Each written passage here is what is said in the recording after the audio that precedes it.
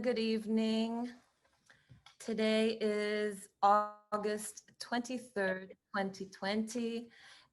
We are happy to be welcoming Nadia Moshtagh Razi to give us a talk about the Baha'i Faith and racism in the US. I will be reading her CV in just a minute to introduce Nadia.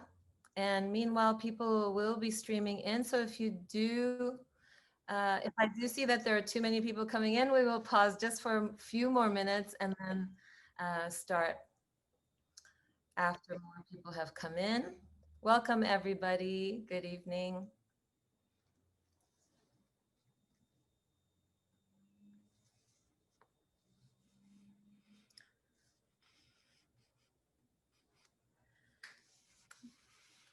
The title of today's conversation and discussion is The History of Systemic Racism in the United States and the Baha'i Approach to Racial Justice. Nadia Moshtagh Razi teaches African American literature and AVID at Foothill High School in Pleasanton, California. She served as the English department chair, is a SEED educational equity and diversity leader, and is a Google certified educator.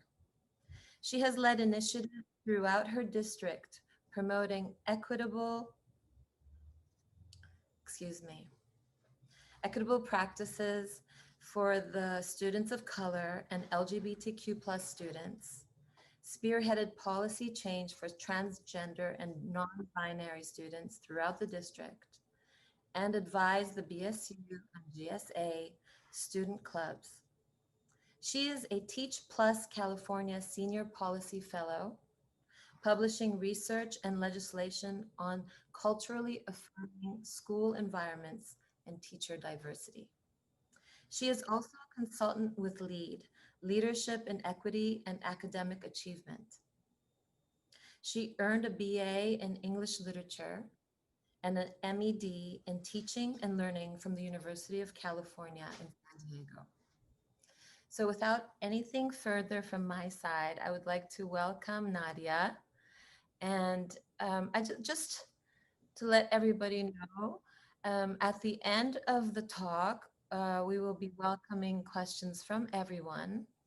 If in the middle of the talk at any time you'd like to start typing in your messages, I will look through them and we'll be asking Nadia whatever questions you put forward for me, and then we will be speaking about them at the end. So please feel free to start putting your questions and your thoughts together so that we can talk at the end, okay? Thank you so much. Nadia, come on in. Thank you so much for having me. I just realized right now that I have a sound on whenever someone joins, so I hope that that's not too annoying. I was trying to figure out how to turn it off, but whatever. So thank you so much for having me. I'm grateful for this opportunity to discuss such a vital and timely topic. A couple things before we get started. When I share my screen, I'll be presenting a hyperdoc, which is a tool that I use a lot in my teaching. and that I hope that you'll be able to take back to your own study groups to continue this important discussion. That being said, you will see a lot of text, which is something that I always tell my students not to do when they're presenting, but I encourage you to go back and take your time to read through, reflect on, and discuss all the information. I won't get to everything today, so please know that if you want to learn more about a topic, there is a wealth of resources linked in the hyperdoc. So right now, can you all see my screen? Just making sure. Someone give me a verbal yes. In my years teaching African American literature, I've understood more about the history of racism in the United States than I have in any of my schooling throughout my life. I have compiled a timeline, which is linked on the main page of the hyperdoc, that represents what I've learned. I understand that as a resident of the East San Francisco Bay Area, I live on land that was stolen from the Chochenyo Ohlone people. And I know that Africans were kidnapped and enslaved in a system that was first to designate race as justification for enslavement.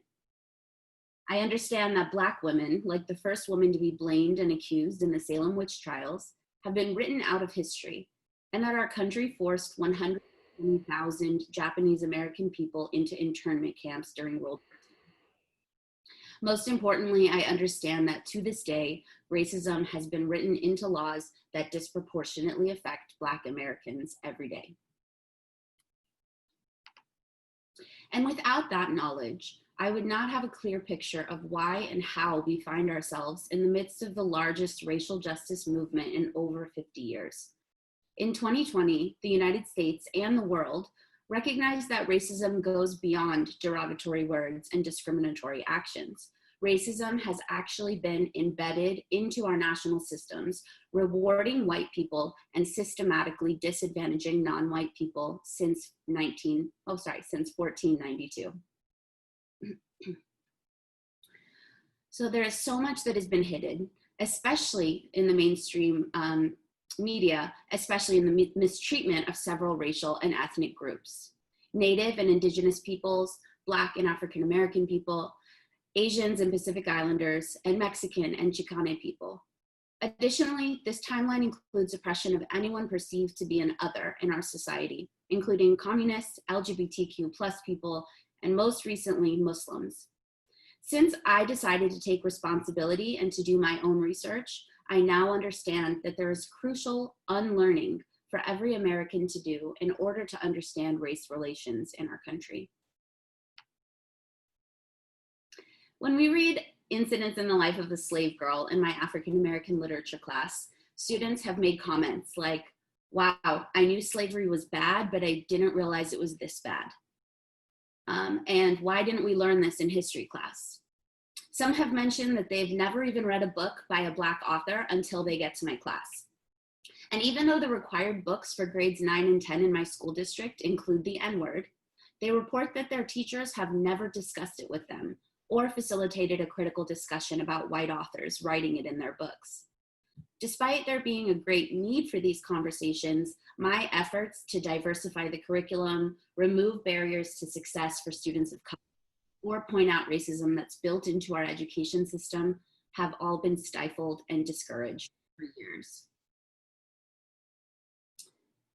So here's the hyperdoc that I mentioned earlier, and this will be available to you at this link right up in the top right, bit.ly/Baha'is and racism. So after this, you'll have the opportunity to click around and explore all the information that I won't be able to cover today.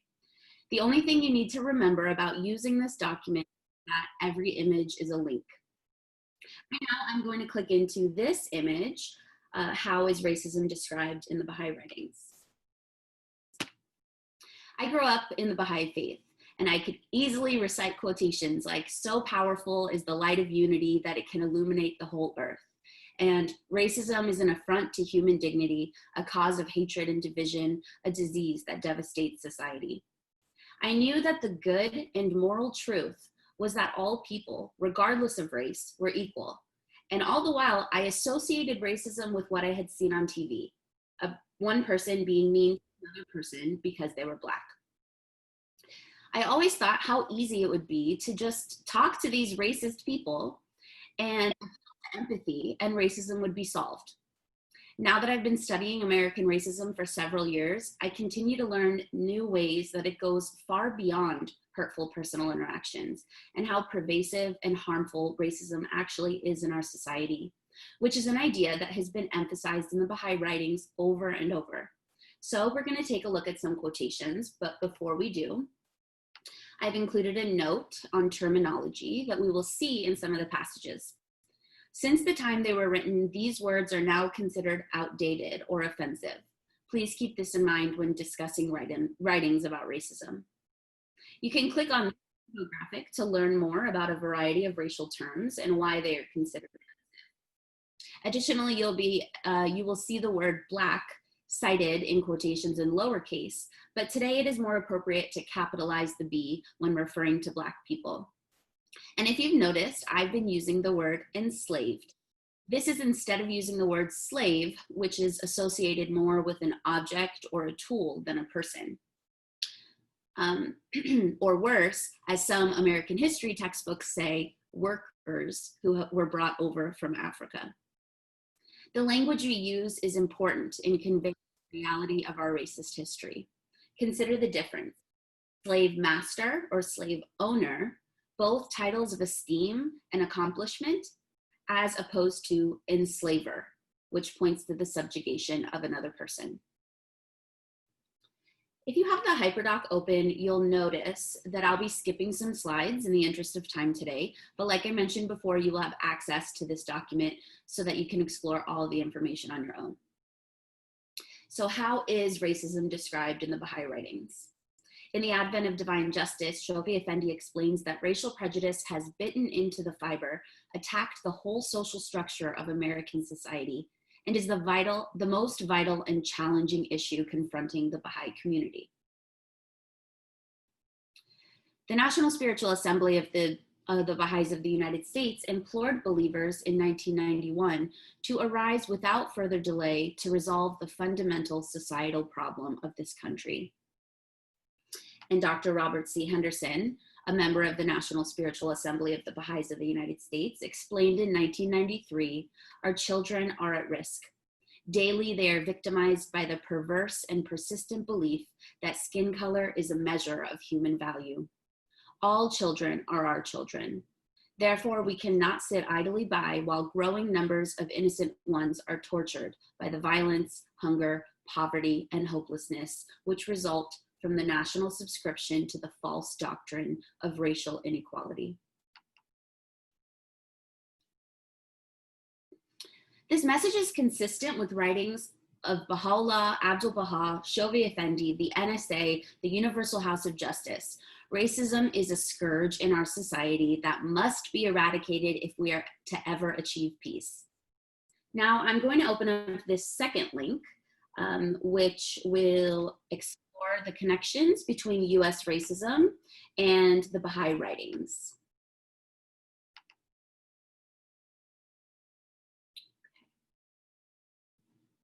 So this document is set up a little differently, and as you click through, you will explore 3 different sections. Along the far right, I have included passages from the Baha'i writings that pertain specifically to racism in the United States. In the middle, we'll be focusing on the section of the timeline that I mentioned before, and along the bottom, we have examples of systems in our society and how racist events from history have led to continued injustice today. We've read the passages, we understand how grave a problem racism is for everyone in society, but what does this really mean?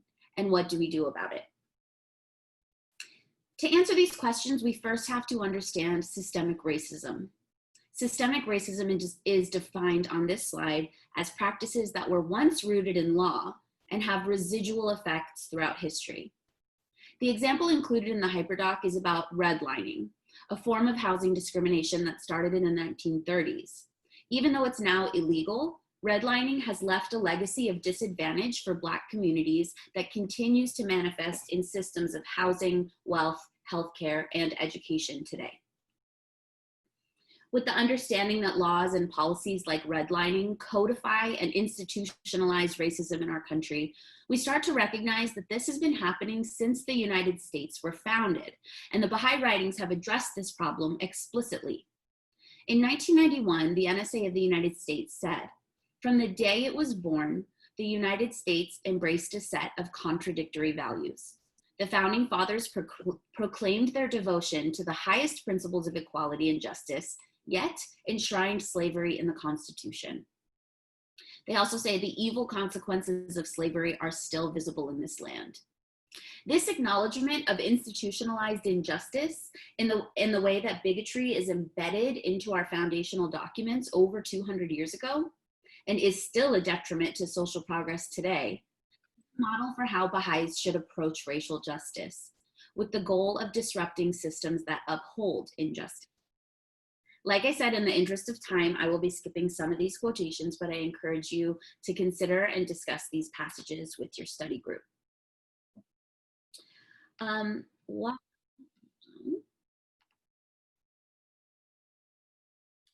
While various writings explain that the diversity in the United States would make it a perfect model for the achievement of world peace, and the Universal House of Justice tells us that it's our responsibility to set an example that society as a whole can follow, they also say that peace is not possible in the short run, and that racial prejudice has transmuted into forms that are multifaceted, less blatant, and more intricate, and thus more intractable. This is due to the fact that racism in America has never gone away. It has simply evolved over time with structural reinforcement. And that is the systemic piece that I want to talk about specifically. On this timeline, so we just have a piece of the timeline that I mentioned that's linked on the main page of the hyperdoc. I've placed major Baha'i events into the historical context of racism in the United States. Several words represent racism in its various forms throughout the centuries, inflicted on Native and Indigenous, Black and African American, Asian and Pacific Islander, Mexican and Chicane people, or other oppressed groups. Some terms that stand out from the timeline: enslavement, pseudoscience, colonialism, massacre, harassment, exclusion, segregation, internment, lynching, discrimination, mass incarceration. As we move down the timeline, the manifestation of racial prejudice adapts depending on the context, as well as the system that upholds it. I'll be focusing on 3 systems today: education, legal and criminal justice system, and white supremacy. For each of these systems, you'll find information in 3 categories. First, what are the examples of racism that were rooted in law? Second, how the residual effects of these laws continue to manifest today. And finally, a passage from the Baha'i writings describing how each system magnifies injustice in our society. Shout out to my educator friends who are tuning in to watch this. You know that I poured my heart into this part, the education part, and without you, I wouldn't be the teacher I am today. I could talk about racism and inequity in the education system for hours, since I've been an educator for almost 15 years.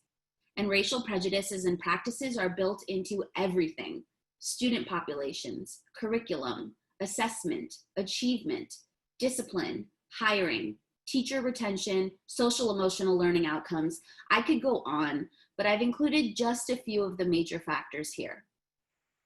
Starting with the US history of racism in education, there have been countless attempts to safeguard racial segregation in schools and to ensure Black students received inferior schooling. The Supreme Court case, Plessy versus Ferguson, made separate but equal schools legal. But even after Brown versus Board of Education mandated integration, Southern states resisted desegregation for several years. For example, in 1957, 3 years after Brown versus Board, Governor Orville Faubus called in the Arkansas National Guard to physically prevent Black children from entering Little Rock Central High School. The residual effects of policies like these still continue to manifest today in phenomena like the academic achievement gap between Black and Brown students and their white and Asian peers. And modern segregation, which is now influenced by wealth and property tax. Standardized tests, including the SAT and advanced placement tests, have a history of bias that continues to exclude or fail students of color at disproportionate rates. The SAT, one of the 2 allowed tests for admission to higher education, was developed by a white supremacist who related so-called scholastic aptitude with race.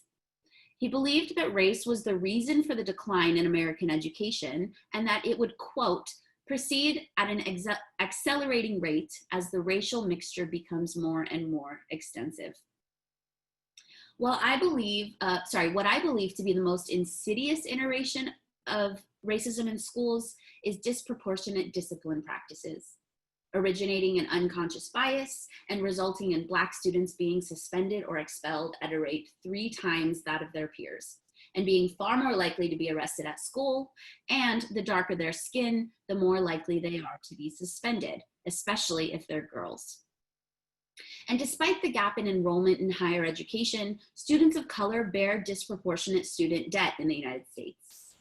These educational injustices are alluded to in the NSA's vision of race unity when they acknowledge that the need for employers to provide diversity and inclusion trainings indicates a glaring deficiency of the entire educational system and its shortcomings in addressing prejudice.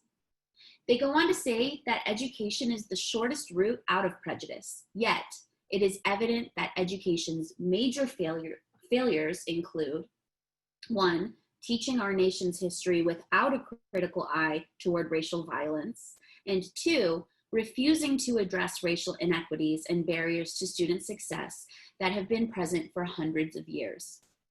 And this data I included is only for Black students. This doesn't even touch on the issues regarding other student groups, including students with disabilities, LGBTQ+ students, and other racial and socioeconomic groups.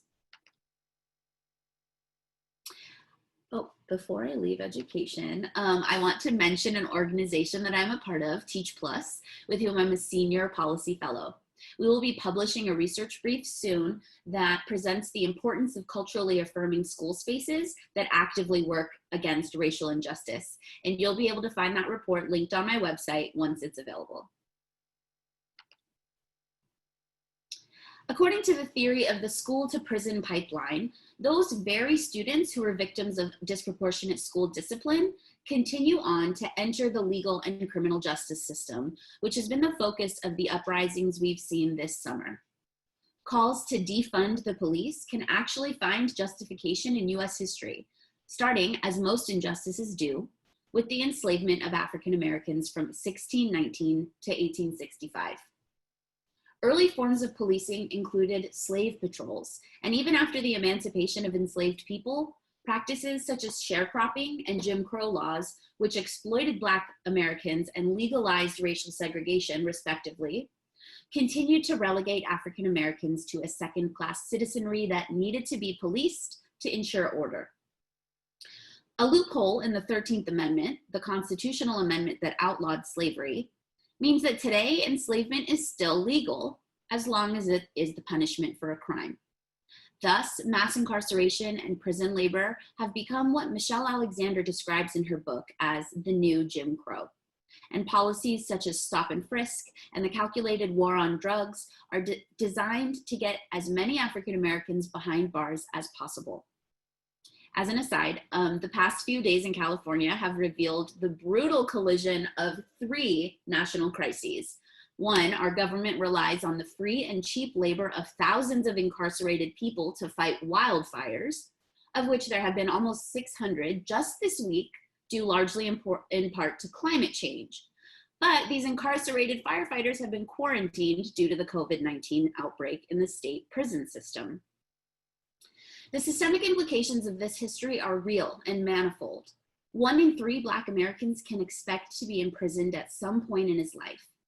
Black people are arrested at 5 times the rate of their white peers, are disproportionately and often wrongfully convicted, and are 2.5 times more likely to be killed by the police. Due to felony disenfranchisement laws, meaning someone is ineligible to vote if they have been imprisoned, Today, 2.2 million Black Americans have lost their voting rights. Even though the incarceration problem goes beyond just Black and white, Black people are undoubtedly bearing the brunt of this societal injustice. The Universal House of Justice reminds us that it cannot be denied that any failure or lessening of effort in redressing this problem of racism has its most immediate and negative consequences on the minority. Racism manifests in the legal and criminal justice system just like it does any other system, but Black people have endured the most immediate and negative consequences of this system in particular, through no fault of their own. And we, through no merit of our own, have succeeded thus far without feeling the effects of this injustice. Therefore, it is the responsibility of all non-Black Americans to work to dismantle systems like this. Which brings us to our next system, which is that of white supremacy. White supremacy has been a part of our nation since its inception, when colonizers stole land from the natives, enslaved Africans, and excluded foreigners throughout history. Protections for slavery are written into our Constitution, including benefits for enslavers and the fact that Black Americans were only to be counted as 3/5 of a person in terms of representation. Beyond enslavement, there was over a century of legally mandated segregation and anti-miscegenation laws, which forbade interracial marriage until 1967. It is important to note that though other countries practiced enslavement, the United States was the first to delineate race as a justification for the practice. Thomas Jefferson, an enslaver, and the author of the Declaration of Independence, who espoused that all men are created equal, also argued that the differences between the two races were so deep and so ineradicable that the only way to manage African Americans was to keep them in bondage. He supported this assertion using popular pseudoscience and the erroneous conclusion that there were physical and medical differences between the races, which you can learn more about on the healthcare slide of this presentation. Despite his disturbing and racist ideologies and a lifetime of harm to Black citizens, Jefferson is praised in US history books as a heroic and admirable humanitarian and the father of our nation. White supremacy is thus ingrained in our history, our media, our employment practices, and our education in the United States. Those of us who are not Black, including Iranians, have benefited from a system that values and rewards lighter skin. Therefore, it is our responsibility to dismantle these oppressive systems because, staying silent about these issues means that we are content with an unjust system because we're not being directly affected, which betrays our responsibility as Baha'is. The Universal House of Justice writes, "A community such as this, prospering, but at a comfortable distance from the reality experienced by the masses of humanity, can never hope to serve as a pattern for restructuring the whole of society." If we are advocating for peace, we need to begin the hard work of examining everyday systems. We need to make the choice to stop upholding a racist system by actively fighting against it. Sorry if you can hear my dog, she's just eating her dinner. I am going to navigate back to my hyperdoc and into this document, which explores Abdu'l-Baha's relationship with racism in the United States. And again, I'll be referring to the same timeline that's linked in the main page of the hyperdoc.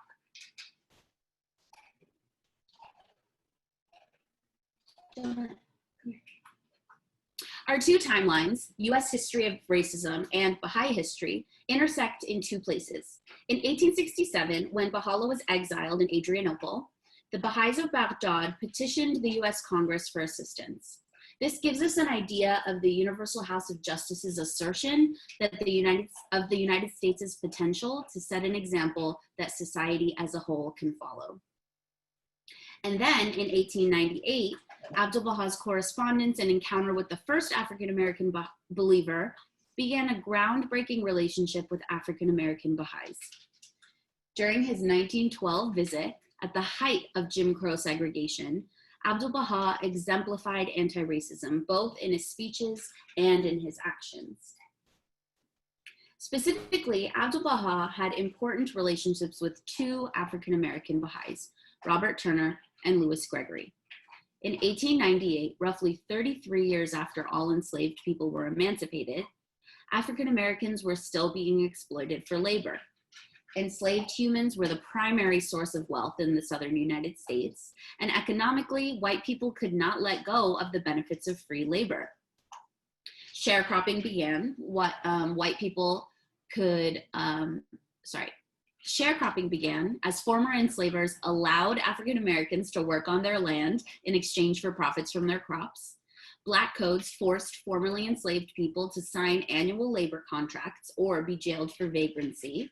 And service positions emerged, like butlers, housekeepers, and maids, the primary representation of Black people in early cinema. It was this proximity to white people that allowed Robert Turner, who was born enslaved and worked as a butler for the Hearst family after emancipation, to discover the Baha'i Faith. After writing letters to Abdu'l-Baha and meeting him on pilgrimage,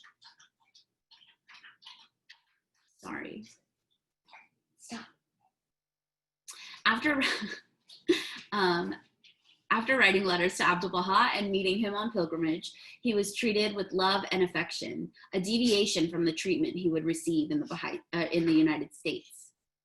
Upon Turner's passing, Abdu'l-Baha wrote an important tablet with a revolutionary take on racism, citing that the sinless one was Black in color, and like unto the Black pupil of the eye, he was a source of shining light.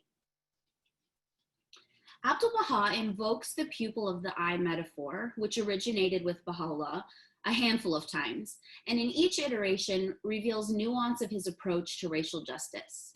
In one passage he writes, "The pupil is created Black, yet it is a source of light.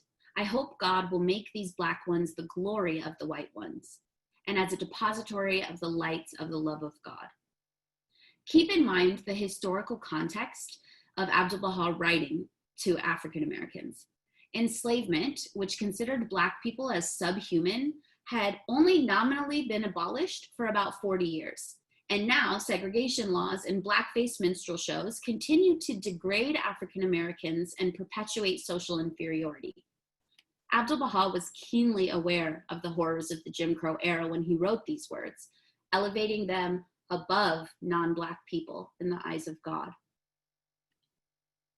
In another iteration, he writes that in this Black pupil is seen the reflection of that which is before it, and through it the light of the Spirit shineth forth. Not only does the pupil reflect the reality of racial injustice in American society, but it also acts as a conduit for the love of God.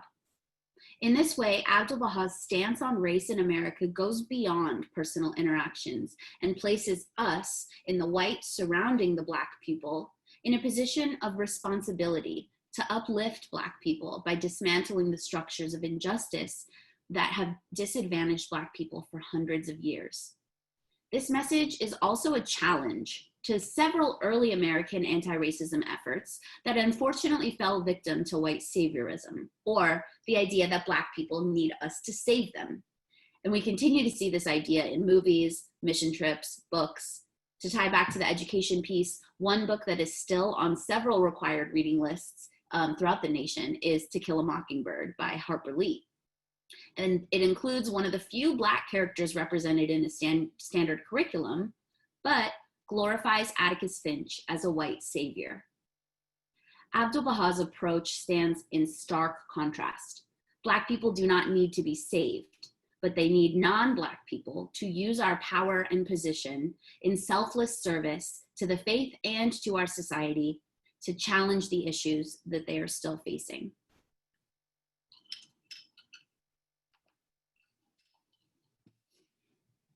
Another prominent relationship is with Louis Gregory, the first African American to be elected to the national governing body of the Baha'is of the United States and Canada, and the first African American hand of the cause of God.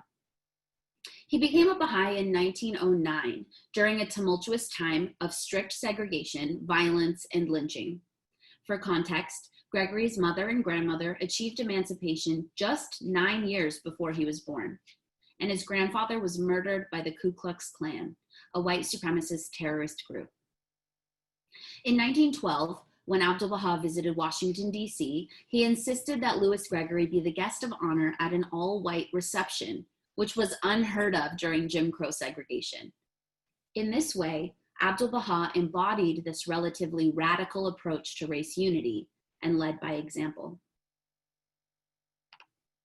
During Abdu'l-Baha's time in Washington, D.C., racism was at the forefront of his numerous speeches.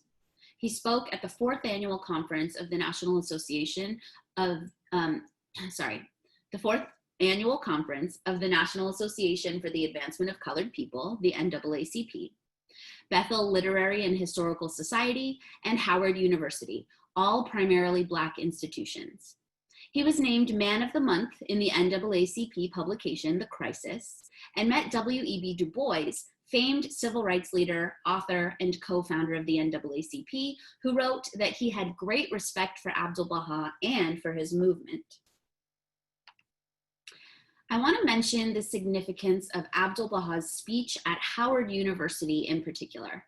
Not only was his speech unprecedented in segregated society, both in terms of content and delivery, but he chose to speak at Howard, Louis Gregory's alma mater, and a historically Black university in Washington, D.C.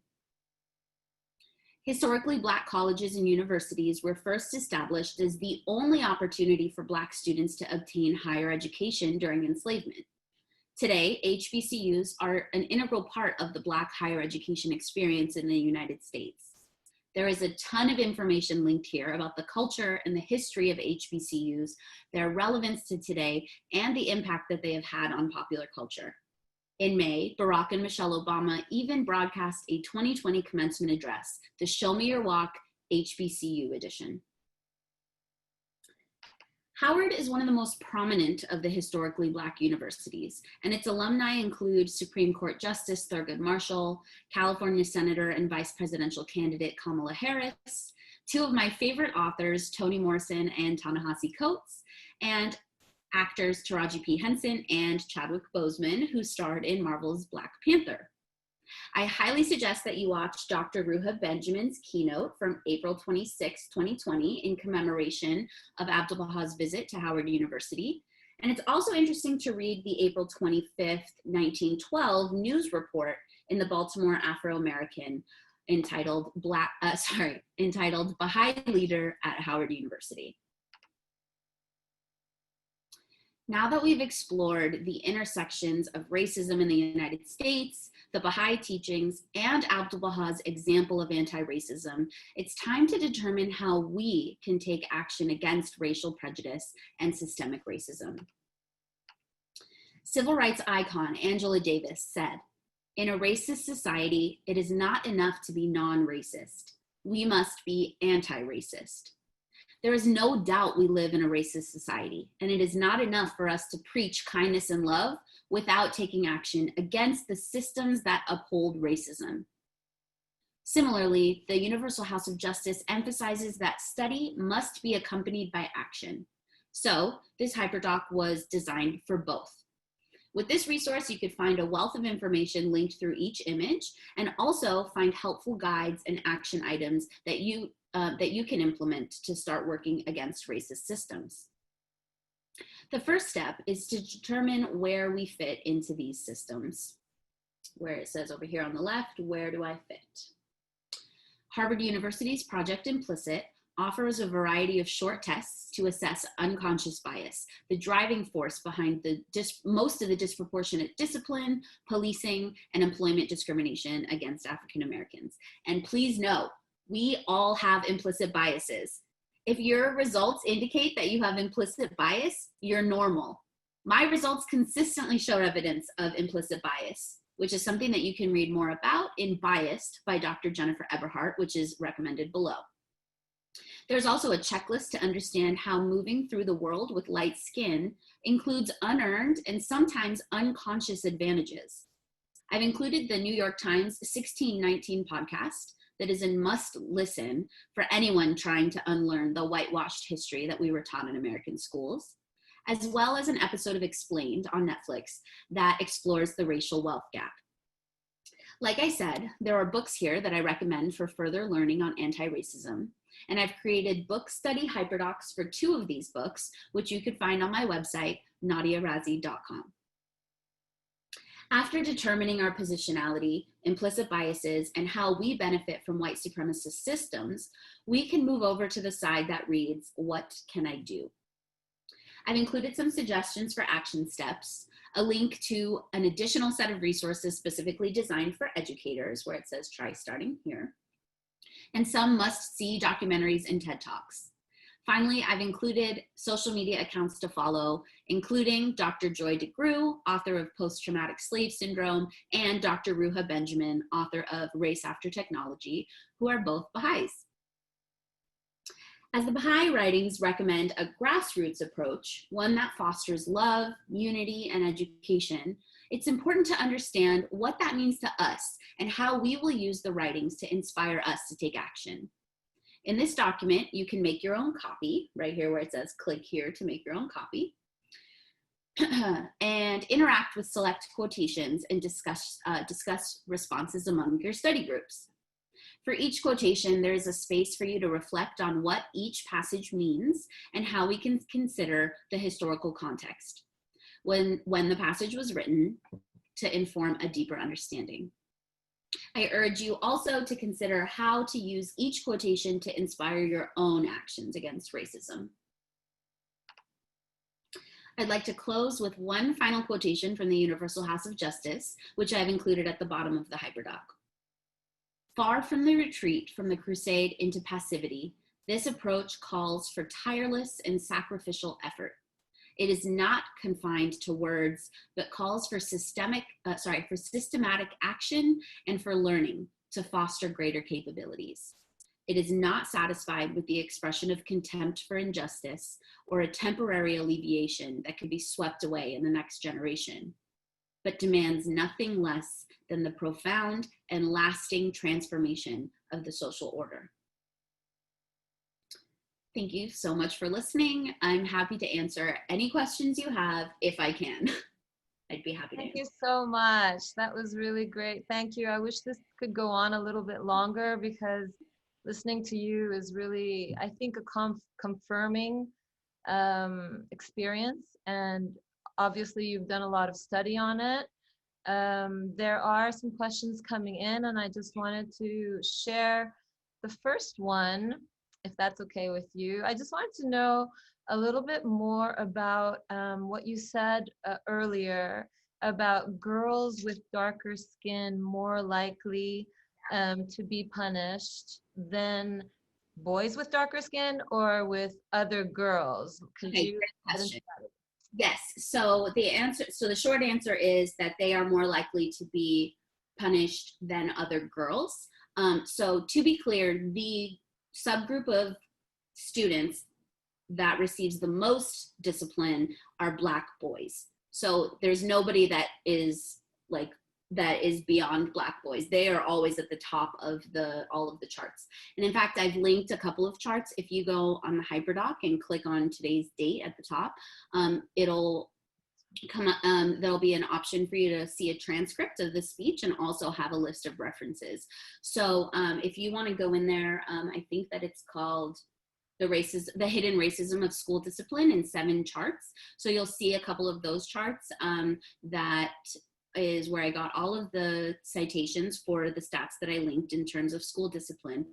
But yes, so Black girls, it kind of goes like this. It has two lines, and the Black boys, though they're above in terms of being disciplined more than Black girls, the Black girls, depending on skin darkness, the slope is much steeper. So the fact that they are being singled out as opposed to their fellow girls at a disproportionate rate. But that being said, Black boys are still being disciplined more than Black girls. Thanks for asking that. Great. That's good to know and sad to hear. I know that just in the questions and in maybe my questions to you, I will be making mistakes, so I'd like to ask for forgiveness Of course. for my ignorance. I would like to ask the next question. What would you say are the individual behaviors that one can take to counter racist behavior now? I'm sure all of us participate in small chats where we hear things from our friends and we don't know how to deal with it. If you could just address that. Yeah, well, that's basically where it starts, is that if you're hearing, problematic things among your friends or your family, it's harder when it's your family, but when you're hearing these problematic things, to first and foremost address them. And that being said, you don't always have to know what to say. You don't always have to have the right answer, but just to kind of engage that comment and say, why did you say that? Or, just pointing out the fact that you think that it is hurtful or it is offensive or in some way. And you don't need, the responsibility is not on you to be able to tell them why it's offensive, or you don't need to know specifically why what they said is wrong. It's our responsibility to say, hey, I didn't like that you said that, and now here's a bunch of stuff online that you can look for yourself and educate yourself, right? So with issues like this, it's impossible to always know what to say. There's not a right answer. And that's why I say that if you hear that in the moment, just address it. And what I always like to do, especially with my students too, is just ask them, why did you say that? And just get them to think about it for a moment. Maybe they don't realize that what they said was hurtful. And if you personally took offense to it, if you're comfortable, you can say, hey, that was hurtful to me. But just to be clear, that it is not the responsibility of Black people or people of color to be the ones explaining to white people why what they said is wrong, right? So it's enough to just say, hey, I didn't like that you said that. Here's a book to read, or why don't you go Google it, right? So I'm totally in favor of doing that.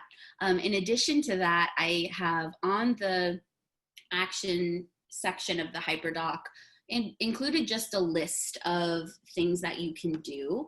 One of them is what I think a lot of us are already doing, which is facilitating study circles and youth groups, and just reading what the Baha'i writings say, and also reading what all of these race scholars, that some of them that I have mentioned today, say, and thinking about it and talking about it and making it normal to talk about racism, and not kind of shy away from it in a way that makes it seem like it's off limits to talk about. It should be on limits. It should be a conversation that we can all have, because otherwise it's just going to continue to get worse. So I made a list on that taking what can I do side right next to the grassroots approach. So it says amplify Black voices, either if that's in your life or on social media, or however you're able to amplify Black voices, not speaking for them, but amplifying Black voices, discussing and challenging racism with your friends and family and colleagues, which is what you said, so that was good.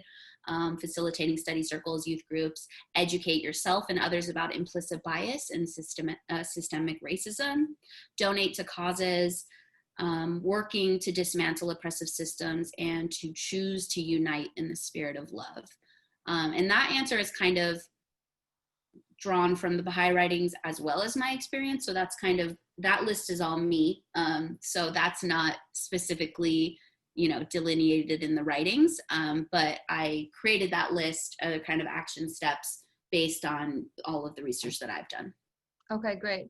So thank you. I just wanted to let everybody know that this fireside will be uploaded to a site called firesidebaha'i.org, and there you will be able to see the hyperlink and you will be able to take advantage of it. Also, we have sent to everyone Nadia's site, which is www.nadiarazi.com. So there you will be able to find the information she's talking about and be able to actually click on each of the hyperlinks. Mhm. And I'll Yeah, put in the link to the actual hyperdoc as well, which is bit.ly/Baha'is and racism. So that'll take you to the main page of the hyperdoc. great. So the next question is, why do you think Baha'is haven't heard about Dr. Alan Locke? I'm one of them, so I can't really say anything about that. Could you tell us a little bit more about him and about his professorship at Howard University, how he was spoken of by Abdu'l-Baha and Shoghi Effendi and so on? Could you give us a little bit of background there? You know, I when I was deciding what to include in the talk, I had to do a lot of editing, and I actually was reading about Alan Locke and decided not to include, and I don't remember why at this point, but I'm not going to be able to answer that question effectively.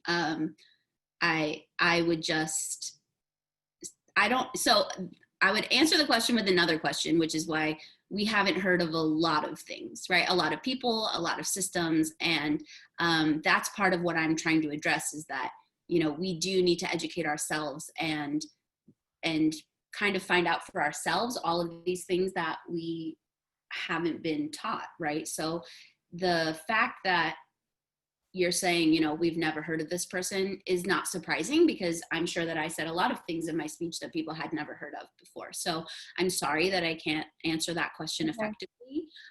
But I do know that there are sources, because I was reading about him in researching for my talk. So I do know that there are a lot of sources online that people can find out on their own. Sorry. Okay. So the next question, thanks. The next question,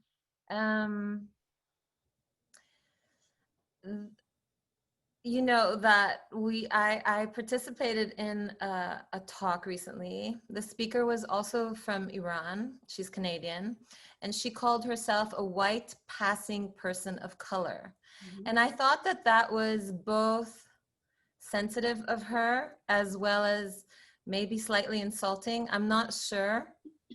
Well, okay, so what's your question? No, because of the color of your skin, my skin, we are here trying to do something, but we've obviously taken advantage of what has been presented to us as people who might pass as white. Right. So what do you think, what advice would you give to white passing people of color in terms of understanding white privilege? Mm-hmm. That's one. That's a really good question. Oh, keep going.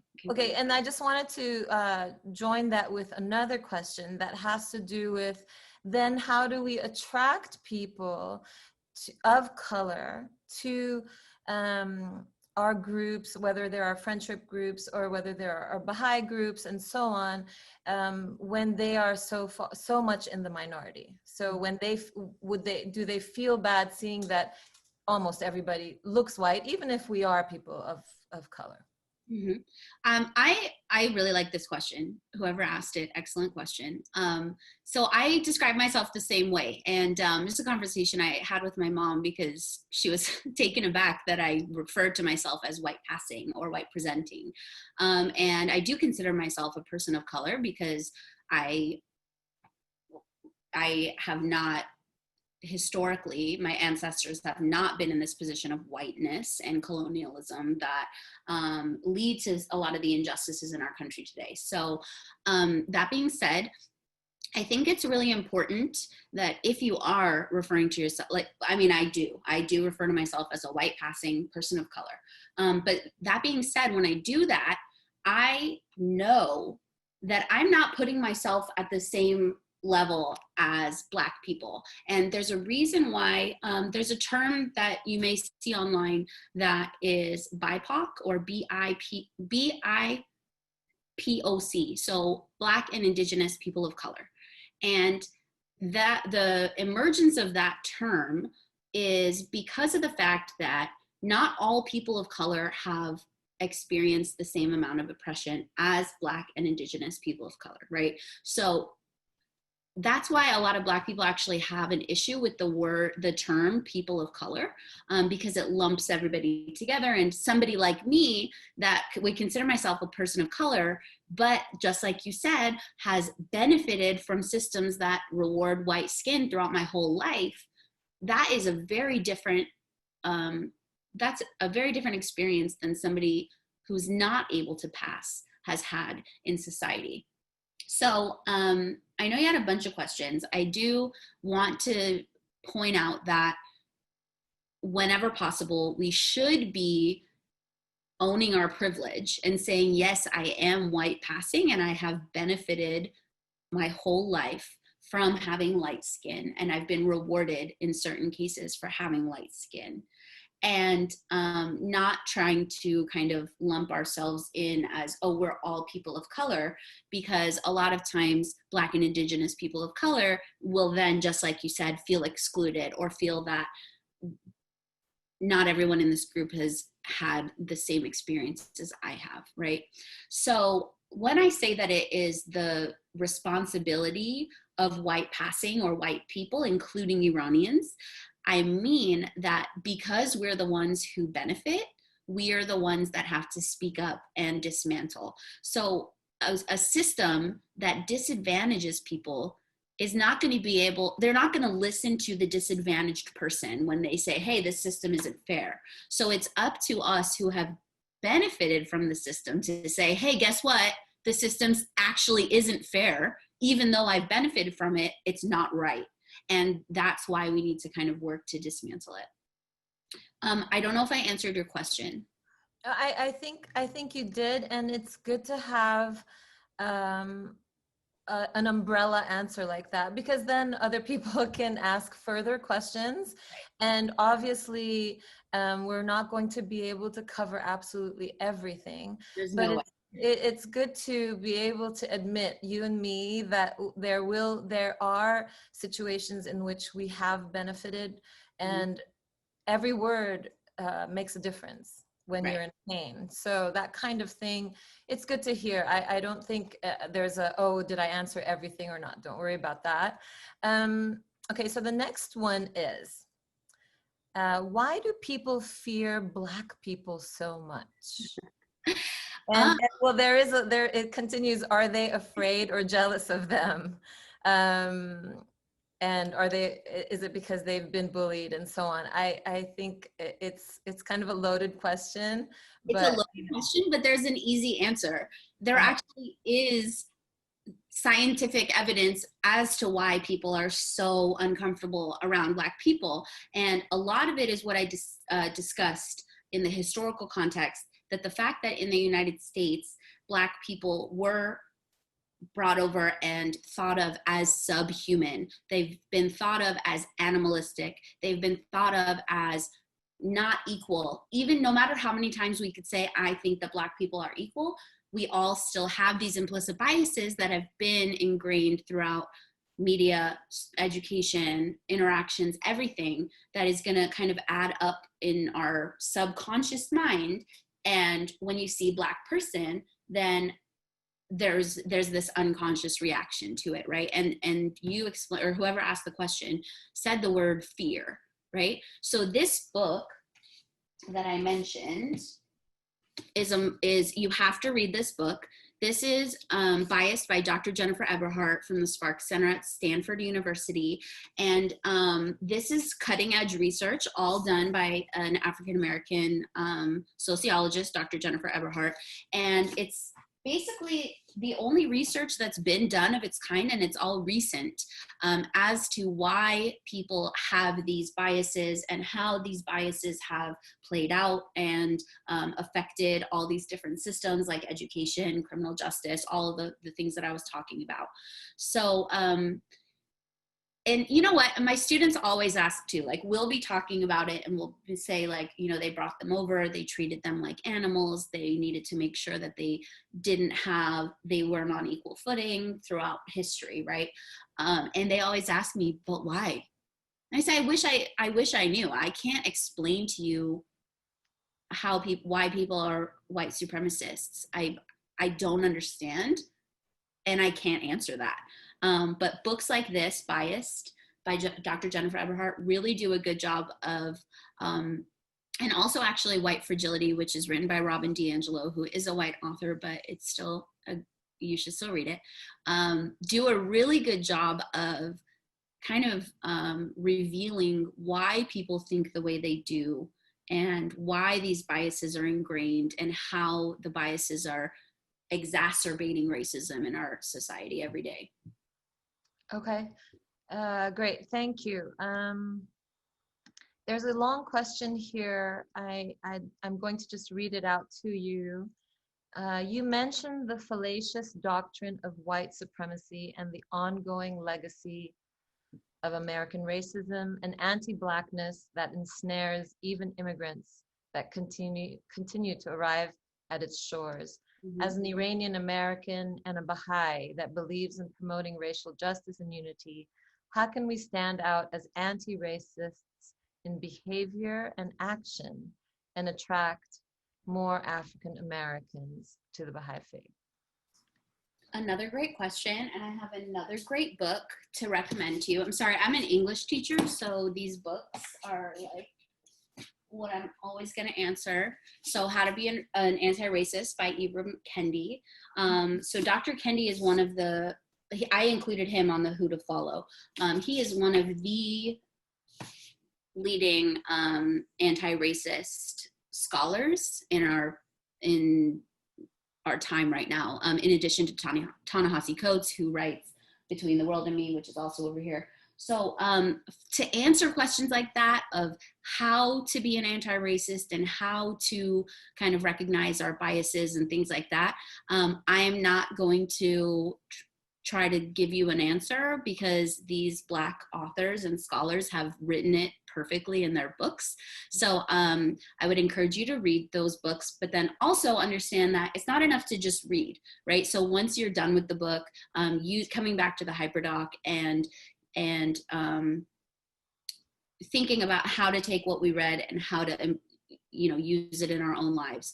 But that being said, I think it's interesting, the part of the question that was about attracting more African Americans to the faith.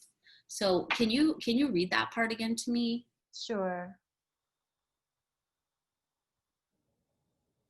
How can we stand out as anti-racists in behavior and action and attract more African Americans to the Baha'i Faith? Mm. So they're linking the idea of our standing out against racism as a form of showing our transparency as a community, our acceptance, our tolerance as a community. It could be that you could say one does not necessarily follow the other. It's not. I was going to say, I think that it is kind of two separate questions, right, which is why I think I'm having trouble answering it. And part of the reason for that is, sorry, I interrupted you. No, go ahead. I think that part of the reason that I'm having trouble answering it is the part where it's asking me, how do I stand out, or how do I prove that I'm an anti-racist? And I think that that's not the goal. I think that, and we've seen a lot on social media recently all summer of, this performative activism and posting things and trying to, prove like, hey, I'm woke, or I love Black people, or I'm an anti-racist, right? And I think that that's not that shouldn't be our goal, nor should it be our goal to, specifically target and, recruit African Americans to the Baha'i Faith. I think that in our actions and in our like the way that we present ourselves and the way that we interact with people of all races should speak for itself. And I think that if it comes, I've had this conversation where people will ask me, how did you get so, interested in race, or what started this? And I'll say, I grew up in the Baha'i Faith, and that was one of the central tenets of the faith, is this equality of all races and the unity of mankind. And so allowing that to come up naturally. I don't think that it should be our goal to you know, say to prove our anti-racism. So I think that's why I'm having trouble answering that question. Okay, and I respect that. I wouldn't worry about that one.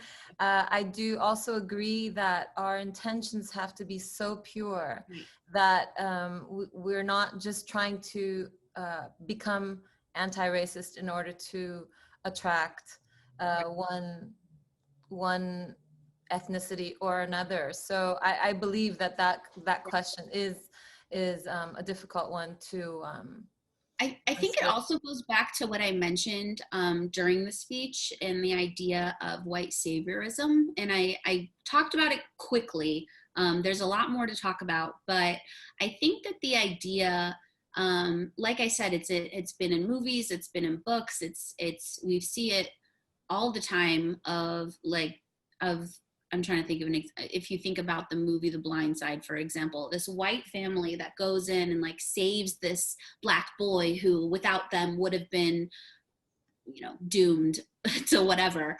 So I think that idea, we need to, go out and find all the black people and bring them into the faith because so that is kind of, I think I'm just going to go back to what I said is that I think that shouldn't be the goal. I think that the goal should be to understand our positionality, to understand how we benefit from systems, and then to really think, who am I and what is my role, and how can I actually work to dismantle these systems and allow our actions to speak for themselves. Great. Okay, thank you. So changing tack a little bit, we have a question here. Do you think addressing the problem of wealth disparity can over time address the racism issue? Great question. Great question. And the reason I say that that's a great question is because a lot of conversations that I've had have kind of tried to shift the focus away from race and say, well, it's not really a race issue anymore in our society. It's actually a class issue, right? And what I will answer to that is that it's a race issue. So it's not enough to just say, let me backtrack a little bit. The wealth issue in our society, these extremes of wealth and poverty that are disproportionately affecting different racial groups, is the direct result of the systemic racism that has existed in the United States since slavery. So it's not enough for us to say, let's handle the wealth issue and then we'll get to the race issue, because the wealth issue is so rooted in the race issue, right? They're not two separate things. And what we're seeing in these extremes of wealth and poverty is a manifestation of this original problem, which is the subjugation of Black people when they were kidnapped and enslaved in the United States. So without first addressing that, and I don't know how to address it, there have been, Ta-Nehisi Coates writes in The Atlantic an excellent essay, which is called The Case for Reparations. I also linked that in my references because I knew I was going to bring it up because it's awesome. So he writes The Case for Reparations, and I think I also included reparations on one of the slides there's a wealth slide in one of the systems that I didn't get to talk about, but it's in there. And that's a really interesting beginning to the conversation of how we can begin to fix the wrongs that have been affecting communities of color for so long. So I guess the short answer is that it's not enough for us to say, let's just fix wealth, or let's just fix education, or let's just fix the employment problem, because these are all manifestations of the same root issue, which is racism. So that is what we need to start with, and embodying these anti-racist practices, trying to fix the issue of racism first in order to fix the branches of it. Okay, thank you. I feel like we've shocked a few people by calling ourselves white passing or white presenting, Oh, and sure. okay, I've shocked others by calling ourselves people of color, because both Nadia and I, and the speaker I mentioned in the video that I was listening to, come from an Iranian background, where we know in Iran, as in India and many other countries, the lighter the skin, the more popular the girl is. And so I'm sorry if I've offended some of the people who are watching this, but considering ourselves people of color is also a manifestation of our wanting to be, I think, more honest about what's going on, not trying to cover up, or trying to be whiter in order to reap more benefits from society. But Right. there's a question here Can I about, really quick? go ahead. So the reason that I am kind of adamant on calling myself a person of color, but also it is a personal choice. So if you don't consider yourself a person of color, you do not need to call yourself a person of color, you know? So it's up to each person. But the reason that I do so is because of exactly what you said, is this pressure of assimilation in order to be successful in society, not just in the United States, but worldwide. The whiter you are, the whiter you act, the whiter your name sounds, the whiter your hair looks, right? All of these things are associated with professionalism or success. So the fact that Iranians are very comfortable in kind of going along with the idea that, yeah, we're white, is concerning to me, because it is this reflection of oppression. For example, when the natives had their land stolen, the white colonizers and settlers came in and said, you know, they cut their hair, they made them not speak their language anymore, they changed their names. So all of this kind of assimilation and forced whiteness in order to be considered successful is a tenet of the experience of being a person of color. So the fact that in Iranian culture, just like you said, lighter skin, lighter eyes, all of those kinds of things are desired. So therefore, we're kind of taking advantage of the fact that we have light skin in order to, you know, be deemed as successful in the United States. But like I said, if you don't want to call yourself that, that's cool. It's up to you. So as part of that question, I wonder if you've heard about how Iranians lobbied the US government to be counted as white under the US Census. Had you heard about that? I had, yes. Do you want to comment on that? Not No. really. Okay. That's fine. I think that's also another manifestation of our culture, that culturally we were shocked to imagine that we could be considered people of color, and so until recently, I'm pretty sure that all Iranians would just tick on the box that says Caucasian, Mm-hmm. and that's who we were, and that's the color we identified as. And so that's what I mean when I say that when we start saying people of color and that we are white passing, but we are people of color, it takes a little bit of getting used to for some Yeah. people. And I also want to point out that those boxes don't mean anything. So, you know, I've been forced to check boxes that say white in the past because it was the only option.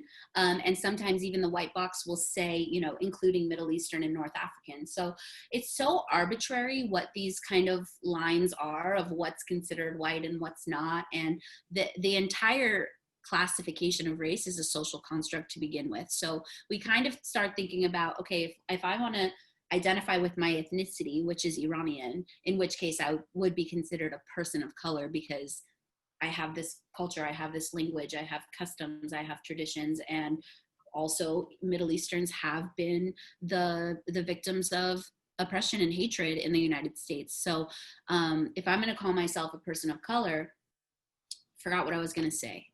I lost my train of thought. I'm so sorry. I'm sorry, I can't help you. I was reading the questions. I'm not going to be able to help you with that.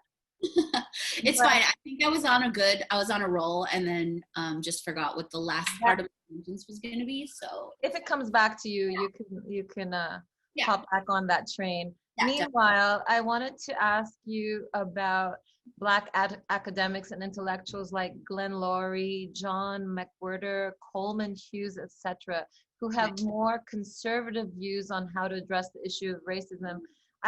I'm reminded that people like Morgan Freeman will get on shows and say things like, "I don't want Black uh, con- Black month or Black any kind of Black History Month or year or anything like that, because I think we should stop talking about racism." And when we hear that from a Black person, I find that quite I don't know if it's constructive or if it's counterintuitive for me in some way. So if you could mention that a little bit. So I have two things to say about that. Okay. One, I totally agree that we shouldn't have Black History Month, but that's not for the same reason. So my students always ask me, well, why aren't we doing anything for Black History Month? And I say, we have Black history every single day in my class, so we don't need a month, right? The idea of spotlighting a month that's saying for this month we care about Black people, I disagree with that. So it's interesting though, because we see, just like you said, a Black person who disagrees with kind of the rest of the idea of Black people, right? And thinking that, first of all, Black people are not a monolith, right? There's no way that we can say that all Black people think this, or not all, every single Black person thinks this or whatever. So that's important to understand, is that when we talk about Black people, it often kind of is easy to put everybody in the same group and saying that, oh, the Black people say this. The other thing I will say is that a lot of times we see people weaponizing Black people because they agree with them. So taking a quote, like, I forgot who you said it, but whoever said, oh, we need to stop talking about racism, and saying, look, this Black person agrees with me, so I'm right? So all of these kind of strategies and all of these kind of, tricks of picking and choosing Black quotations or Black people or ideas in order to kind of support what you're saying is totally the opposite of what we should be doing. One, we should be listening to Black people and knowing that, yeah, they're not all going to agree. And reading things critically, reading multiple sources, and deciding for yourself, is this something that I agree with, or is this something that, oh, I didn't think about that before, and it's okay to disagree with a Black person about their idea of racism. Everybody is going to have their own opinion. There's no way to say that, and I know that some politicians have said this in the past, is that, oh, if you don't do this or whatever, then you're not actually Black. So it's a very dangerous road to go down. It's not constructive, and it's designed, I think that the reason that we see it so much in our society is because it's designed to continue widening the gap between white and Black people, to say, look, this one Black person says this, right? So I'll go back to but can I just let you know, I was corrected here that Morgan Freeman didn't actually say that. He said what you are saying, which is Black history is American history and shouldn't be relegated to one month. So you're exactly right in terms of this particular question. I misquoted him, and I'm very sorry. And to continue, did you want to continue on that, or did you? But I forgot what I was going to say again. There's just so much stuff. It's like, there's so much stuff. But what I'll go back to is my answer to the previous question, which was when I said, I don't think that should be our goal, right? And so it's kind of, I made it very clear in my speech today that our goal should be to identify injustice and use our power and position to disrupt it. So to kind of get kind of hung up on these ideas of like, oh, this Black person thinks this, or this other Black person did, kind of like that, I think is not productive, and I think is not what I would focus my energy on. especially given the idea that we know that Black people are not a monolith and that they are not all going to believe the same thing. Okay, thanks. So I have a question. This is about the Baha'i point of view again. As Baha'is, how do we incorporate obeying the law, government, politics, and relating that to immigration and illegal immigration, the policies that we find in the countries where we live in? Could you contextualize that in terms of the Baha'i writings that you mentioned so well and you incorporated so deftly in your talk? Well, first I want to answer it not in the context of the Baha'i writings, if that's okay. Sure. And I want to make it very clear that laws are completely arbitrary and are based on whoever. In our society, we're electing people in, right? And a lot of times we've seen that our elected officials are not actually representative of what the people think. And we know, just like I said, there's been a history of unjust laws, like I'll use the anti-miscegenation laws, for example, that Black and white people were not allowed to be married till 1967. So this is a deeper conversation that's not easily answered, but is a conversation that I have often with my students of, when is it okay to not obey a law if it's unjust? And we know that in the past, the only ways to move past these unjust laws is to not follow them. So what I would say is to go and look at all of the quotations from the Baha'i writings that are included in the Hyperdoc, and it's been made very clear that the idea of racism and the equality of humankind is not necessarily going to align with the laws of the country, and in most cases they won't. So I think that what I would focus on is following the Baha'i law, following what these Black scholars and writers are saying. And obviously, we're going to have to follow laws because that's how our society functions. But at the same time, it is our First Amendment right in the Constitution and the Bill of Rights to question these laws and to question the way that our society is set up, and not just blindly follow it if it's unjust. In terms of undocumented immigration that you mentioned, it's hard, especially given recently our current administration's stance on undocumented immigration is what a lot of people will say is reminiscent to what we've seen in the past in terms of very oppressive of regimes or administrations. So it's hard, and I'm speaking as an immigrant, as a legal immigrant. What I consider to be the only difference between documentation and not being documented as an immigrant is money. And it's hard for me to engage in the discussion on undocumented citizenship or immigration. I know several people who were not born in the United States and have come over undocumented and had the opportunity through the California Dream Act or DACA to be successful in the United States despite their parents' choice to come over here without documentation. So it's a very complicated issue. Like I said, as somebody who and my family have immigrated legally, it costs a lot of money.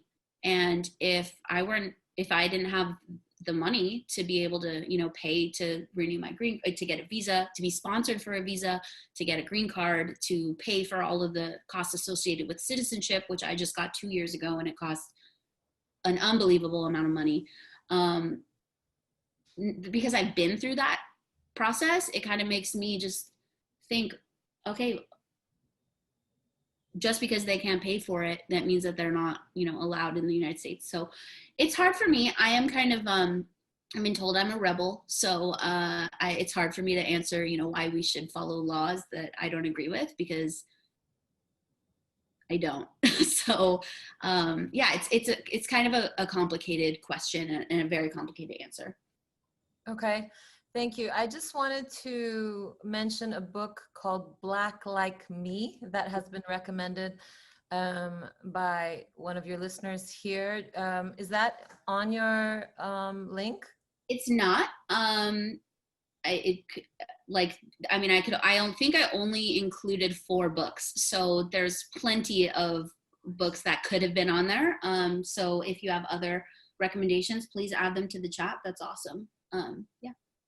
Okay, so would you like to make your closing comments? I have a couple of quotes here that I've been asked to read that are part of the Baha'i writings, which I will be happy to read in the end. If you'd like to close yourself as well by reading something, or would you like to have some closing comments? We only have 3 minutes left, so. I think that I have everything. I think that everything that I've said is cool. Like, I think I put it all on the hyperdoc. I think that, my email, someone's asking for my email. If you go to my website, nadiarazi.com, all my contact information is on there if you want, including links to the hyperdoc and other hyperdocs that I've made. And I think that's what I'll close with, is just, if you want more information, then you can definitely go to my website and email me if you have questions.